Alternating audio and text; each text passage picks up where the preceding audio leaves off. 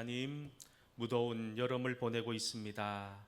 모든 성도들이 하나님 앞에 믿음으로 바로 세워지게 하시고 하나님 앞에 시원한 얼음 냉수와 같은 믿음의 삶을 살아가는 우리 모든 성도들 다 될 수 있도록 하나님께서 함께하여 주시옵소서. 이제 하나님의 말씀을 듣습니다. 말씀 앞에 나를 내려놓고 말씀의 이끌림을 받을 줄 아는 귀한 믿음의 은혜가, 믿음의 역사가 우리 속에 일어나게 하여 주시옵소서. 예수님 이름으로 기도하옵나이다. 아멘. 할렐루야. 우리 옆에 분 바라보면서 이렇게 한번 인사했으면 좋겠습니다. 하나님이 인도하십니다. 한 번 더 인사할까요? 하나님이 책임져 주십니다. 오늘 예배당에 올라올 때 여러분 어떤 마음으로 올라오셨습니까? 한 주 동안 살아오면서 많은 어려운 시간들, 내 뜻대로 되지 않는 인생의 문제들 때문에 답답한 한 주의 시간을 보내셨을 거예요. 그런데 오늘 우리가 함께 드리는 이 예배를 통해서 나를 만져주시고 나를 지켜주시고 인도하시는 그 놀라운 하나님의 사랑을 경험하고 돌아가는 그런 은혜가 있기를 주의 이름으로 간절히 소망합니다. 지금도 몽골이라든지 시베리아, 아프리카 이런 여러 세계 곳곳에 보면 아직도 유목민들이 살아가고 있습니다. 우리처럼 문명사회에 속한 사람들의 눈에 볼 때는 그들의 삶의 모든 것이 불편하기 짝이 없어 보이지요. 우리는 어떻습니까? 수도꼭지만 열면 겨울에는 따뜻한 물이 나오고 여름에는 시원한 물도 나옵니다. 마실 물도 구할 수 있고 언제든지 구할 수 있고 빨래도 여러분 언제든지 할 수 있는 그런 풍족한 삶을 살고 있습니다. 물론 요즘 태양광이나 발전기를 통해서 전기를 얻어서 살아가는 유목민들도 있지만 그래도 여전히 전기를 구할 수 없는 그런 어려움에 있는 사람들도 있습니다. 우리처럼 병원이나 편의점이나 식당이나 이런 것들 쉽게 찾아다닐 수 있는 그런 형편도 없습니다. 이들은 가족에게 그리고 짐승들에게 먹일 풀을 그리고 물을 찾아 언제든지 이동해야 되는 그런 떠돌이와 같은 삶을 살 수밖에 없는 거지요. 자연에 절대적으로 의존하다 보니 여러분 하루하루가 생존을 위한 치열한 싸움이라고 해도 과언이 아닐 만큼 그들은 치열하게 살아갑니다. 우리에게 너무나도 당연한 것들이 그들에게는 단 하나 당연한 것이 없는 그런 일상을 보내고 있지요. 그렇다면 그런 유목민의 삶을 살고 있는 그들은 자신들의 삶을 불행하다고 느낄까요? 행복하다고 느낄까요? 우리가 볼 때 이 유목민들의 삶을 보면 모든 것이 불편하고 모든 것이 불행한 실패자의 삶처럼 보여지지 않습니까? 하지만 의외로 이들의 삶은 현대를 살고 있는 우리보다 훨씬 더 높은 행복 지수를 가지고 있다는 거예요. 만약 행복의 이유와 행복의 가치가 무엇을 많이 가지고 무엇을 많이 누리고 사는 것이라면 유목민들보다 아마 수십 배, 수백 배 더 많이 누리고 살고 있는 우리들은 더 많이 행복해야 되지 않겠냐는 거예요. 하지만 현대를 살고 있는 많은 성도들, 오늘 이 예배당에 있는 여러분들조차도 스스로 나는 행복하기보다는 불행한 인생을 살고 있다고 말하는 것을 보면 단순히 행복의 이유가 내가 많이 가지고 내가 많이 누리고 사는 소유의 문제가 아니라는 사실을 우리는 다시 한 번 더 확인할 수 있다는 거예요. 그렇다면 오늘 함께 예배드리는 여러분들, 지금 누리고 있는 이 삶 속에서 얼마나 행복해하며 살고 있습니까?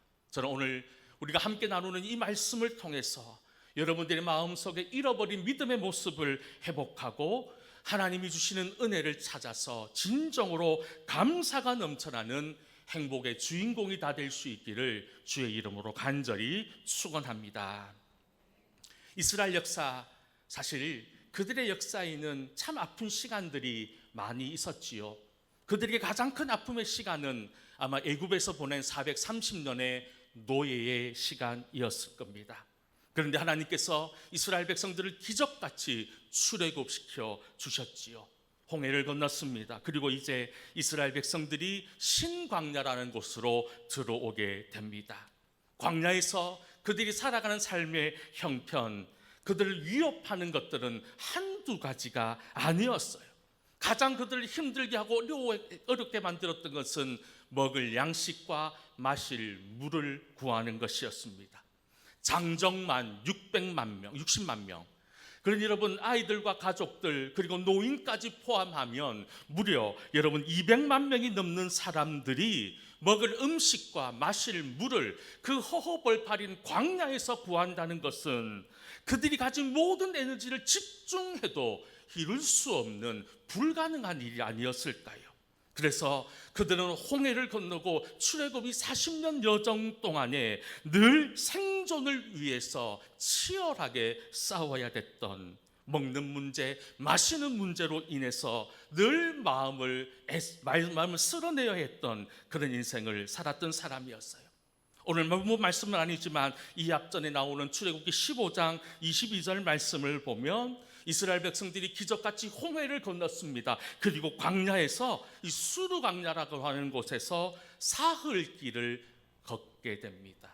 그런데 마실 물을 구하지 못했다고 말씀합니다. 출애굽기 15장 22절 말씀 같이 한번 읽어보겠습니다. 모세가 홍해에서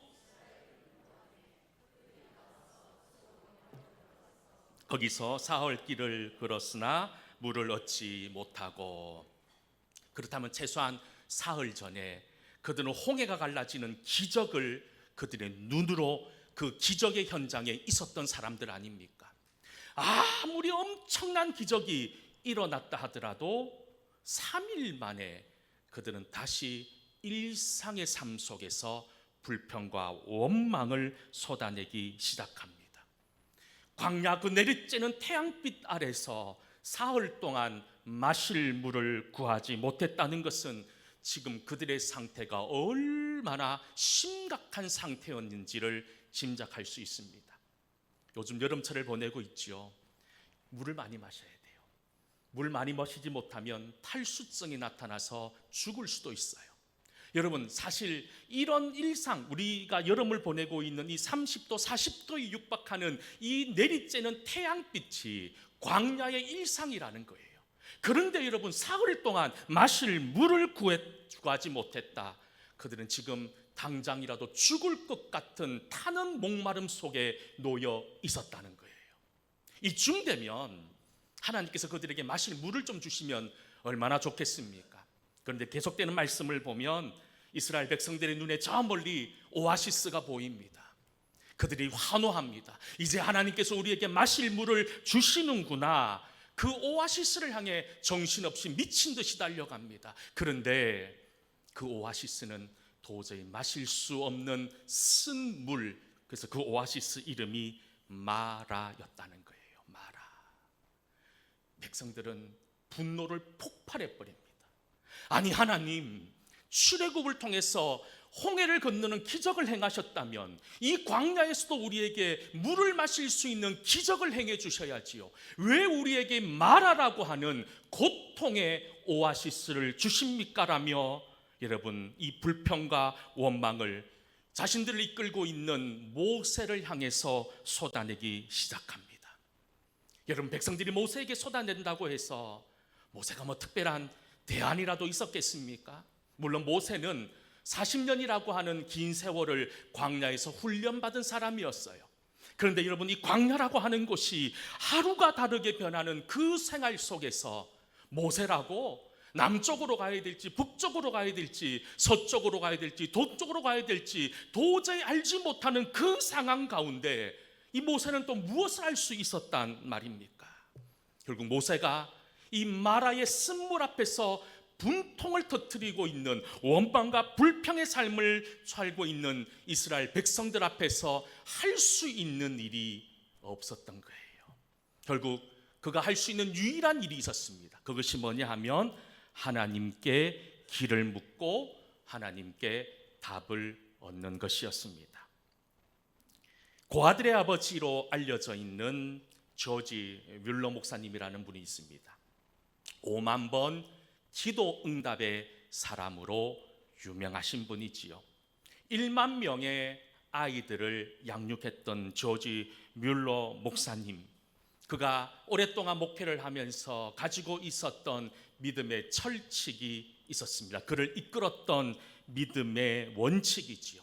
그것이 무엇인 줄 아십니까? 영상을 좀 비춰주시겠어요? 같이 한번 읽어보겠습니다. 시작. 결코 하나님보다 앞서지 말자.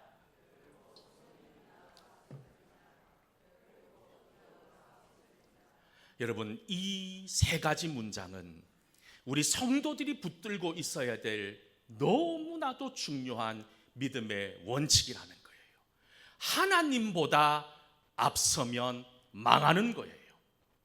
성령님보다 앞서면 망하는 겁니다. 그리고 기도보다 앞서면 결국 이 또한 우리를 망하게 한다는 거예요. 모세는 하나님보다 앞서지 않기 위해 기도했습니다. 하나님보다 앞서지 않기 위해서 하나님의 응답을 기다렸습니다.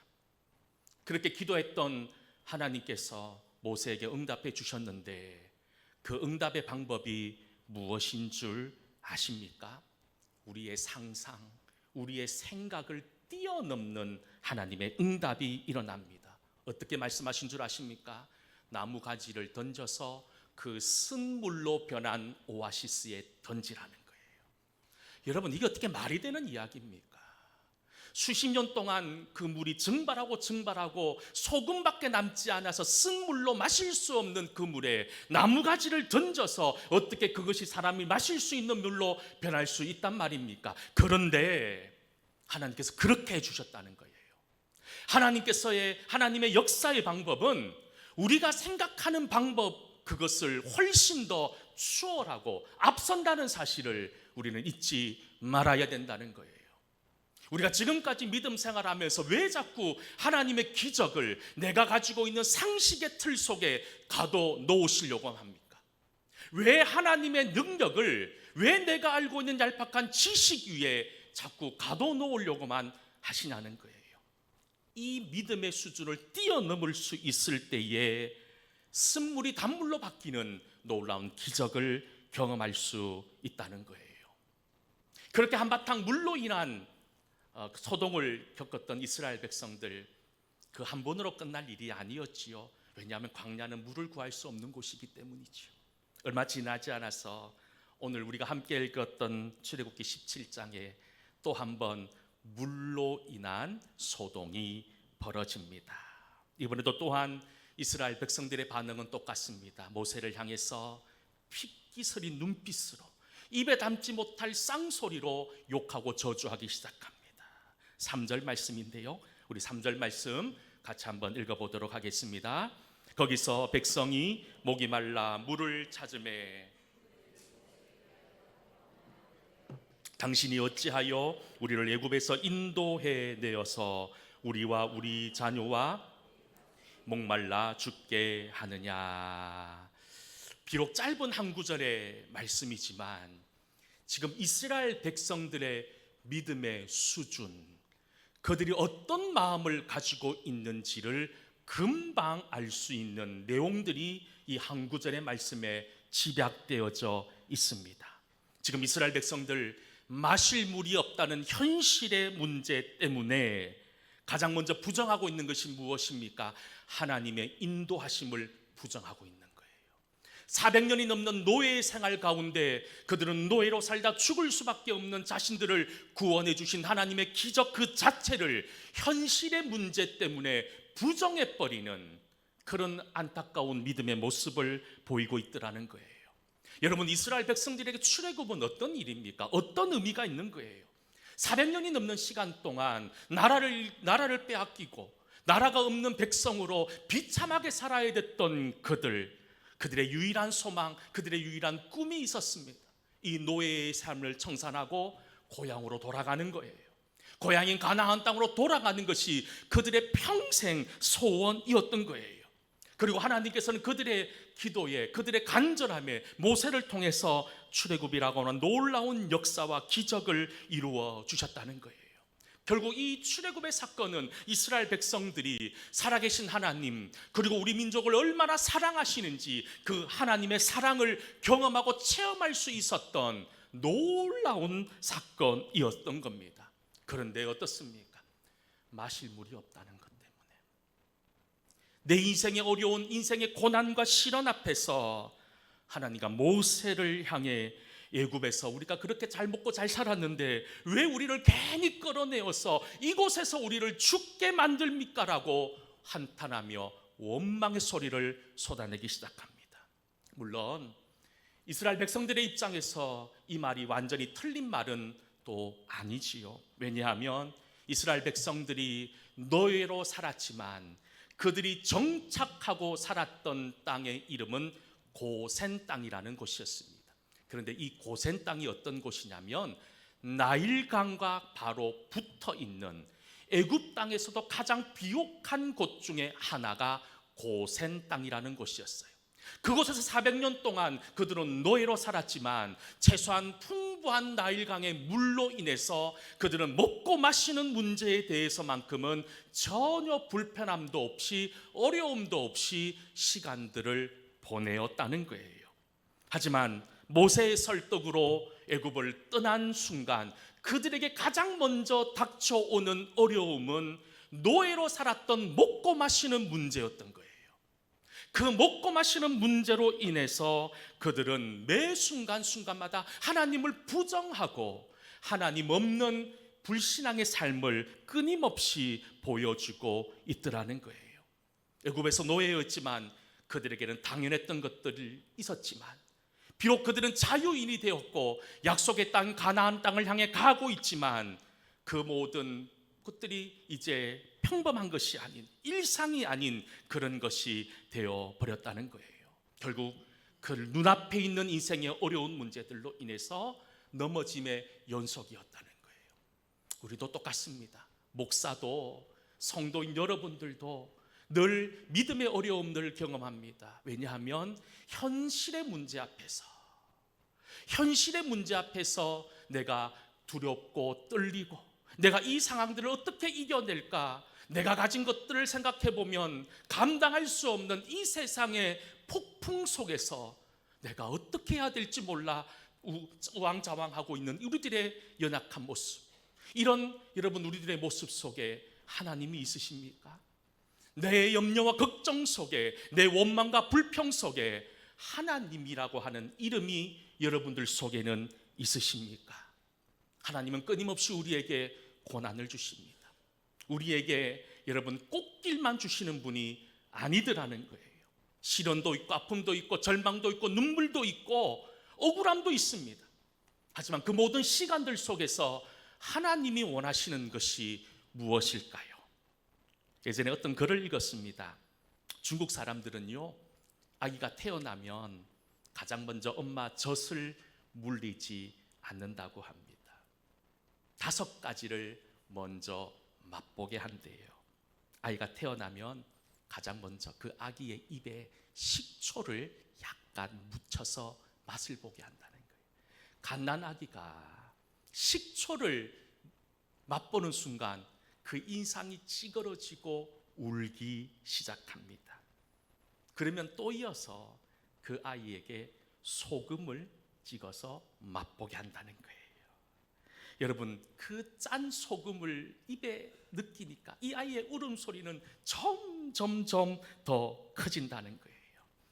3번째, 쓴맛을 내는 식물의 흰 하얀 가시에서 나오는 이 액을, 그 쓴맛을 또 아이의 입에 묻힌다는 거예요. 여러분, 아이가 신맛과 짠맛과 쓴맛을 느낍니다. 그리고 난 다음에 비장의 카드를 꺼냅니다. 그리고 그 아이의 혀끝, 그렇게 요란하게 울고 있는 그 아이의 혀끝에 가시를 살짝 찌른다는 거예요. 아픔을 느끼게 한다는 거예요. 그 다음에 5번째가 뭔 줄 아십니까? 사탕을 그 혀로 느끼게 5가지 맛을 보게 합니다. 신맛과 쓴맛과 짠맛과 아픈 맛을 통해서 느끼는 진정한 단맛의 의미를 깨달으라고 하는 참 지혜로운 모습인 것 같아요. 우리들은요, 신맛, 짠맛, 쓴맛, 아픈 맛 다 싫어하잖아요. 그런 게 우리 인생에 없었으면 좋겠잖아요. 그런 거 관계없는 삶을 살았으면 좋겠잖아요. 늘 단맛과 같은 인생을 살았으면 좋겠잖아요. 그런데 하나님께서는 우리에게 그렇게 하지 않으신다는 거예요. 우리에게 끊임없이 신맛도 주시고 짠맛도 주시고 쓴맛도 주시고 아픈 맛도 주신다는 거예요. 그래서 결국 우리들의 시선이 하나님께 머물러 있도록 하기 위해서 우리의 그런 아픔과 고난을 주시더라는 거예요. 지금 모세가 이런 민족의 위기 앞에 여러분 다시 한 번 더 하나님 앞에 부르짖고 기도합니다. 오늘 본문 4절 말씀인데요, 우리 4절 말씀 같이 한번 읽어보도록 하겠습니다. 모세가 여호와께 부르짖어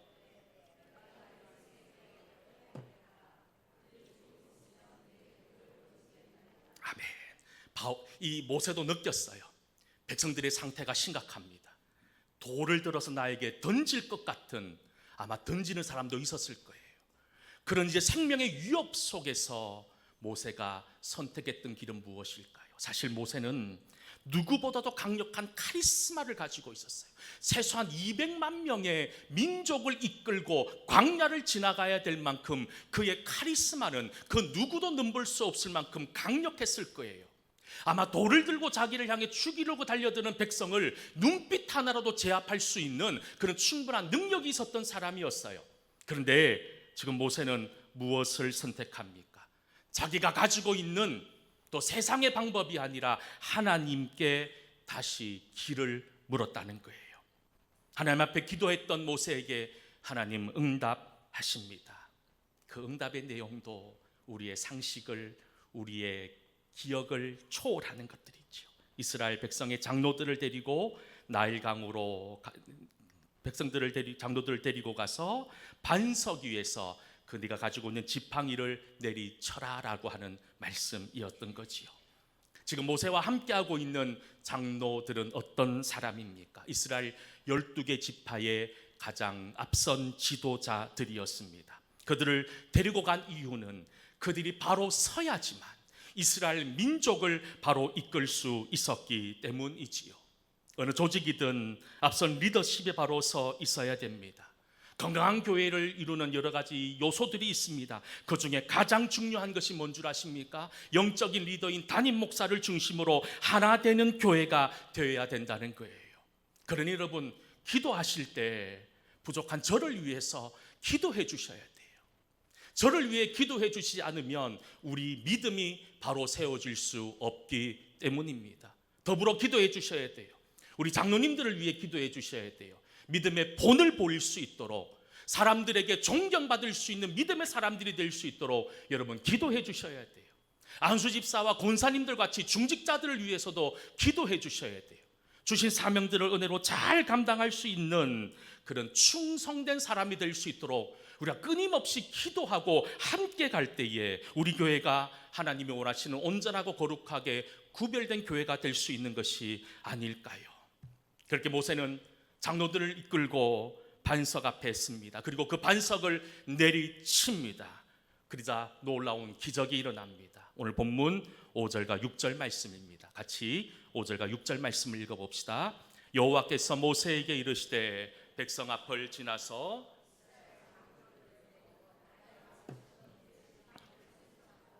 내가 호렙산에 있는 그 반석 위에 내 앞에 서리니 이는 그 반석을 치라. 그것에서 물이 나오리니 백성이 마시리라. 모세가 이스라엘 장로들의 목전에서 그대로 행하니라. 우리는 이것을 기적이라고 이야기하지요. 어떻게 지팡이로 반석을 쳤는데 그곳에서 물이 나옵니까? 말도 안 되는 이야기지요. 그런데 하나님 이 일을 기적으로 행하셨습니다. 그래서 많은 성도들이 이 말씀을 보면서 기도합니다. 하나님, 우리의 인생, 이 반석 같은 인생에도 물이 나게 해주십시오.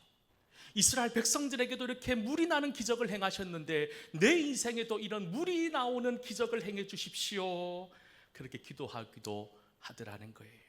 그런데 정말 하나님이 이 기적을 통해서 우리에게 말씀해 주고자 하는 것이 단순히 반석에서 물이 나온 기적을 이야기하고 있는 것일까요? 하나님께서 오늘 말씀을 통해서 우리에게 주시고자 하는 것은 기적의 이야기가 아닙니다.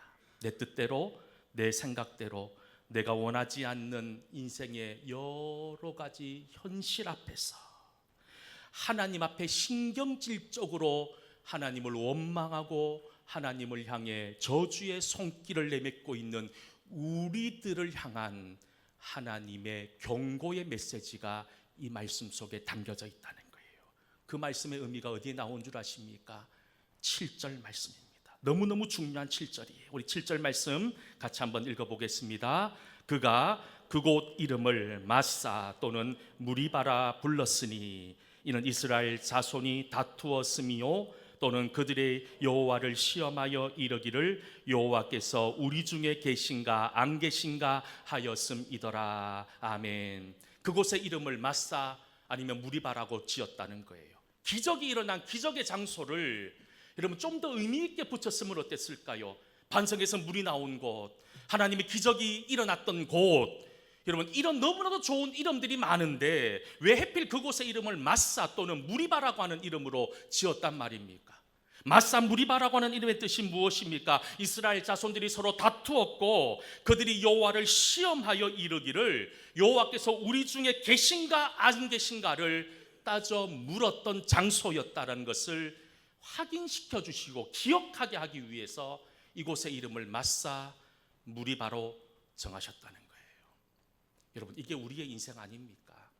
매 순간마다 마사와 무리바와 같은 삶을 살고 있지는 않습니까? 하나님이 없는 사람처럼 하나님이 내 인생의 주인으로 역사하시지만 여호와께서 나와 함께 계시는지 계시지 않은지 하나님을 시험한 그런 믿음의 그릇된 모습으로 우리가 살고 있지는 않는지요. 여러분 우리의 모습을 정말 잘 돌아보셔야 돼요. 내 믿음이 하나님 앞에 정말 바로 서 있는지를 우리는 정말 깨어 돌아볼 수 있어야 된다는 거예요. 현상, 내 눈앞에 보이는 현실의 문제들은 원망과 불평의 이유들이 됩니다. 하지만 우리와 함께 하시는 하나님과 함께하면 우리에게 하나님 놀라운 축복의 은혜가 예정되어져 있다는 거예요. 그래서 오늘 제가 설교의 제목으로 원망의 땅이 아닌 축복의 땅, 약속의 땅이라고 하는 제목으로 지었던 이유가 여러분들이 살고 있는 이곳이 원망의 땅, 원망의 시간이 아니라 약속의 시간과 약속의 땅으로 채워줄 수 있기를 간절히 소망하는 마음으로 이렇게 지었습니다. 여러분 한 주의 삶이 이제 또 시작이 됩니다. 또 여러분들 앞으로 살아가는 모든 시간들 속에서 원망의 삶이 아니라 하나님이 약속의 말씀을 붙들고 승리할 줄 아는 은혜의 사람들 다 될 수 있기를 주의 이름으로 간절히 축원합니다. 기도하겠습니다. 은혜로우신 하나님, 우리 사랑하는 성도들 주의 전에 나왔습니다.